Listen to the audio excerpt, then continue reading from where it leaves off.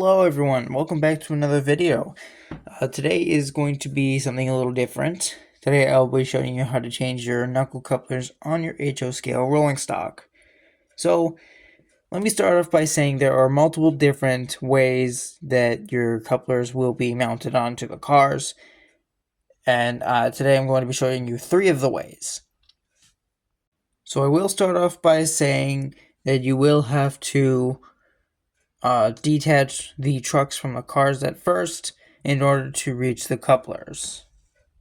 Now, you will need 2 different kinds of screwdrivers. It really just depends on which kind of screw you're working with. Like, for example, you would need a Phillips head for cars like these that have the Phillips head screw on the truck, or you would need a flathead for cars like this that have these kind of screws holding the truck on.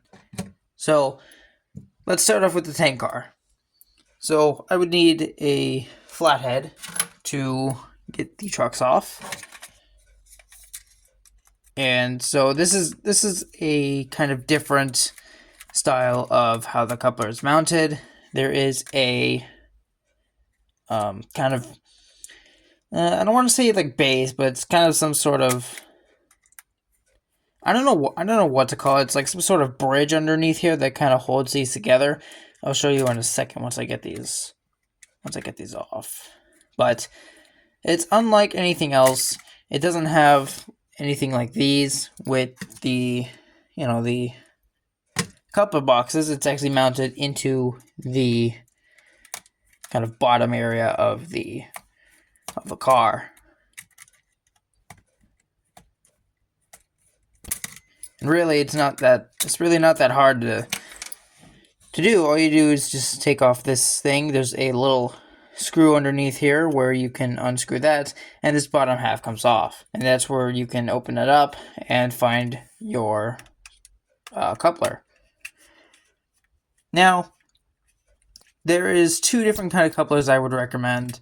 One of them being the standard head metal whisker couplers at your local hobby shop. You find those at your local hobby shop, I should say. The screw's not coming off.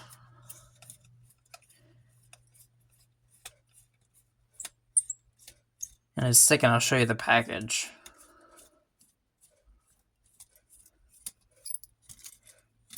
There. These are really hard to get off. But you would find something like this at your local hobby shop. This is what the package is. This is for the Katy couplers, and that's what these are. It's hard to tell, but there's like very thin whiskers on the ends of it. The other one I recommend is, where is it? I know this package is already open, but it's the Easy Mate Mark II couplers.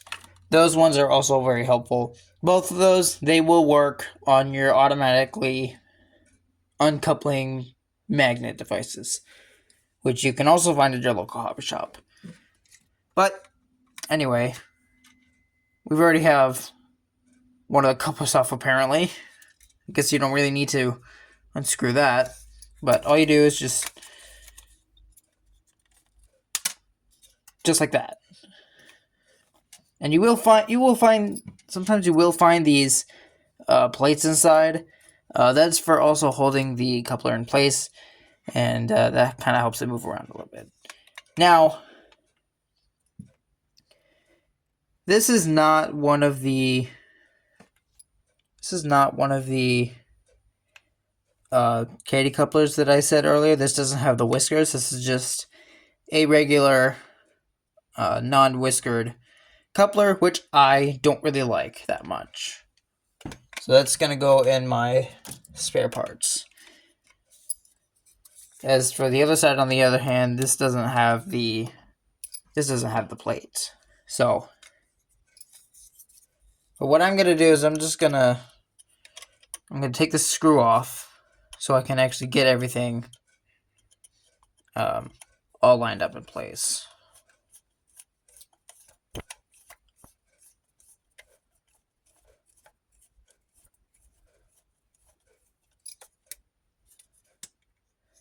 Actually, I don't really need to do that.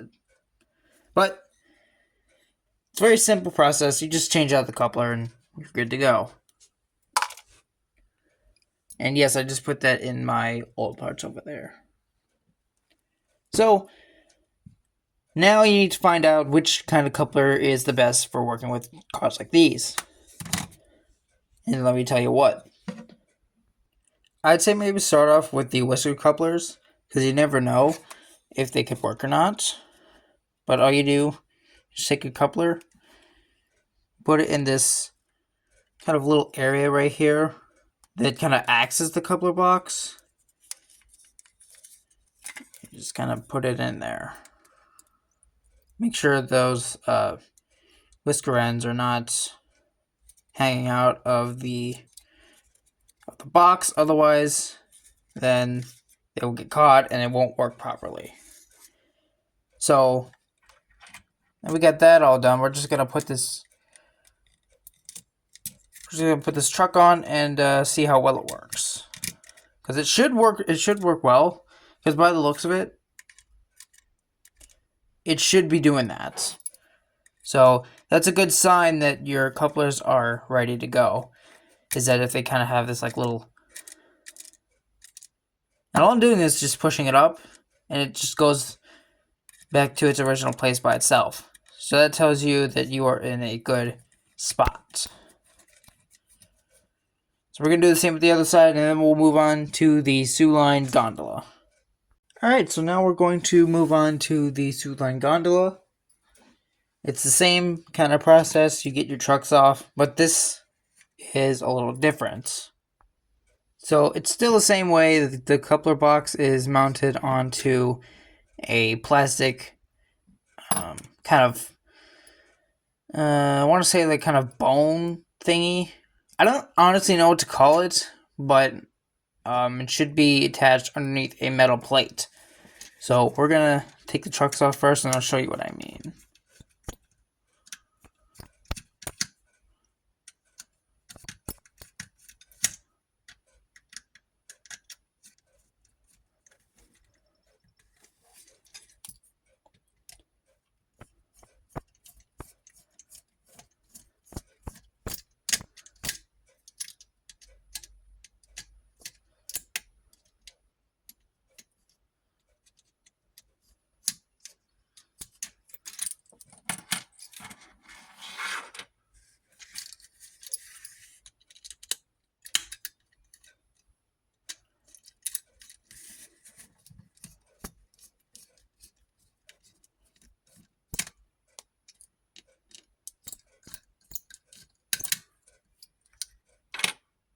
Alright, so here's what I mean.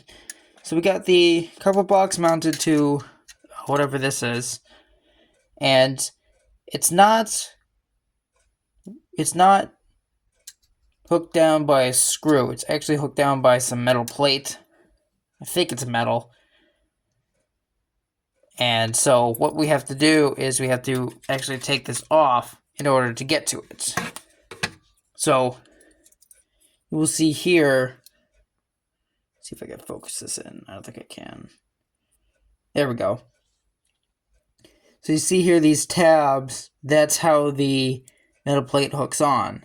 So all we have to do is just kind of,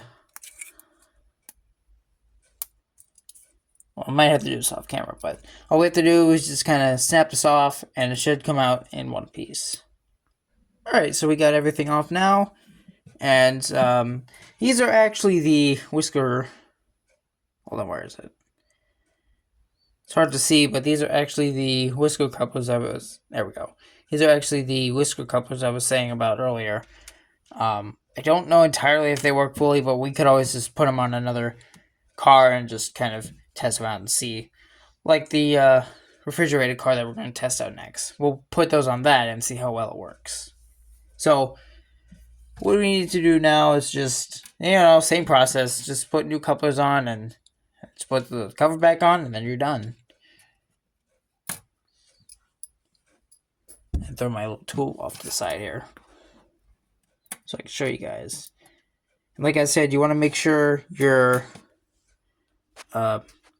little whisker things are inside the box, otherwise it's not going to work properly. So let me get these on and we'll be good to go. Alright, so these all work all on pretty nicely. All we did to do is just put the trucks back on and then we'll be good to go with that one. Alright, now it's time to do the final car, and this is going to need the Phillips head that I was talking about earlier. Some of my cars have something like this, like my Canadian National Gondola.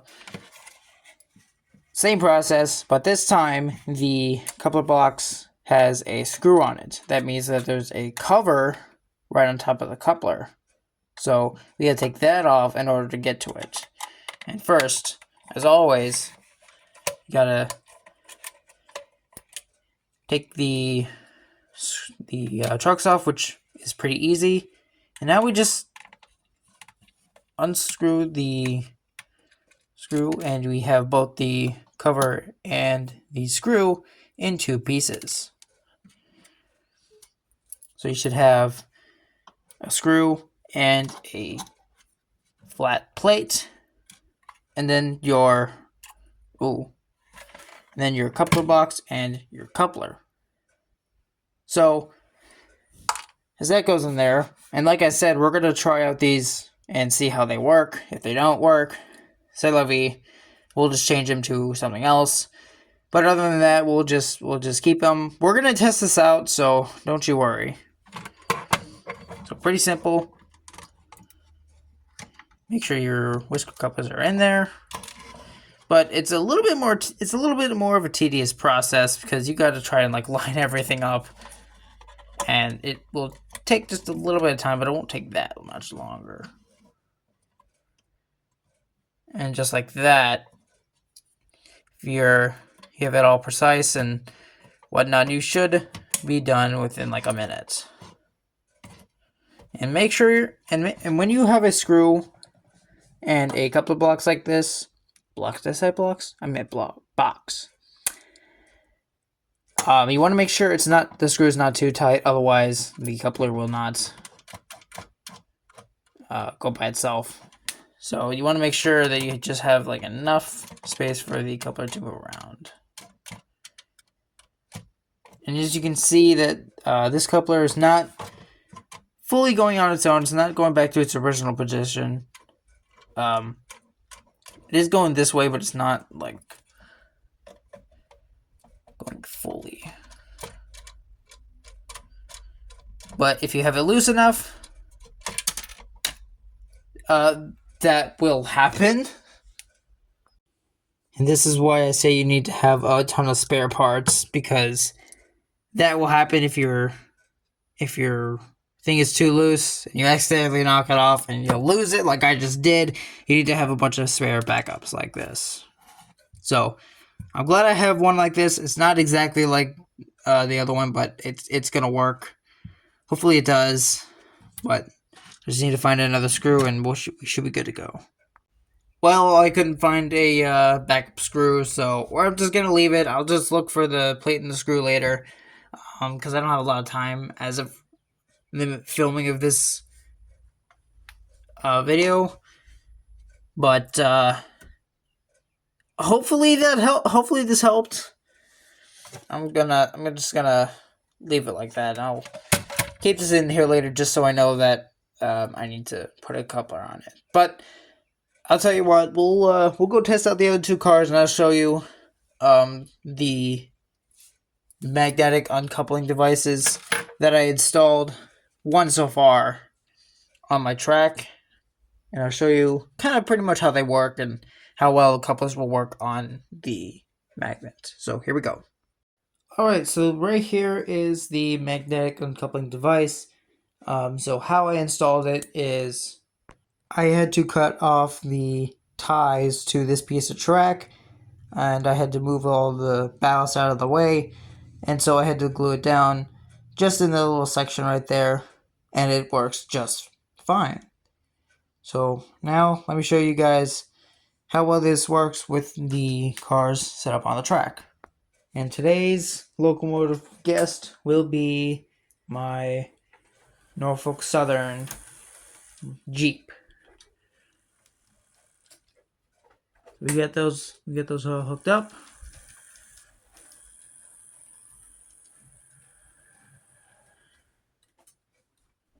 And I do also have, hold on.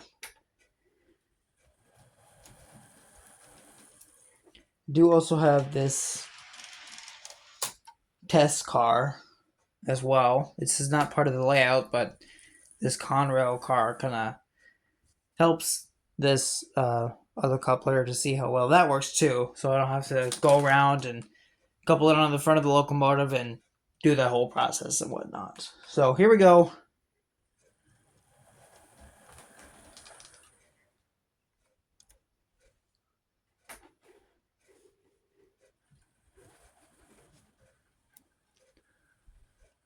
You can see, I don't know if you can see, the magnet is right here.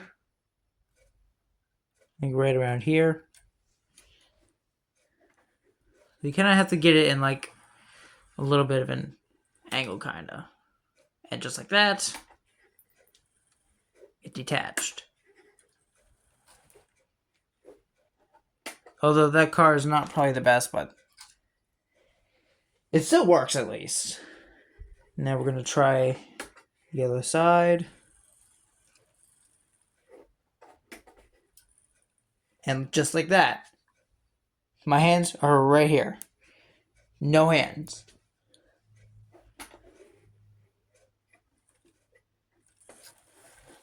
That's one thing I like about using this hands-free mode.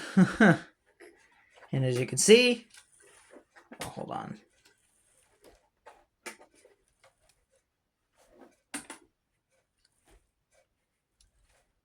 Sometimes maybe you have to get it like a specific spot.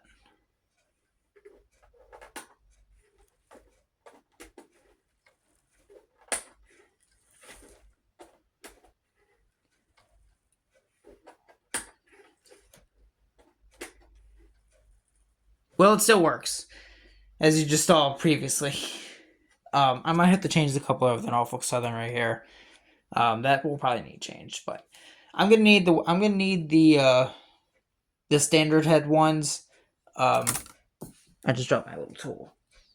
Just because sometimes the easy ones, the Easy Mate ones, don't really work the best, so that's why I want to use the standard head ones a lot. But you can tell that these magnet things work pretty well. Just like that, no hands. So I do recommend it, and I also recommend getting the metal coupler ones, the Katy couplers, that's what they're called. I recommend getting the Katy couplers. They're more reliable than the Easy Mate ones, in my opinion. I don't know how well that works for everyone, but just a suggestion. So, again, hope you guys found this helpful. And don't forget to like and subscribe, comment what you think about this. Hope you find this helpful. If you have any questions, please feel free to leave another comment. And with that, I'll see you guys in the next video.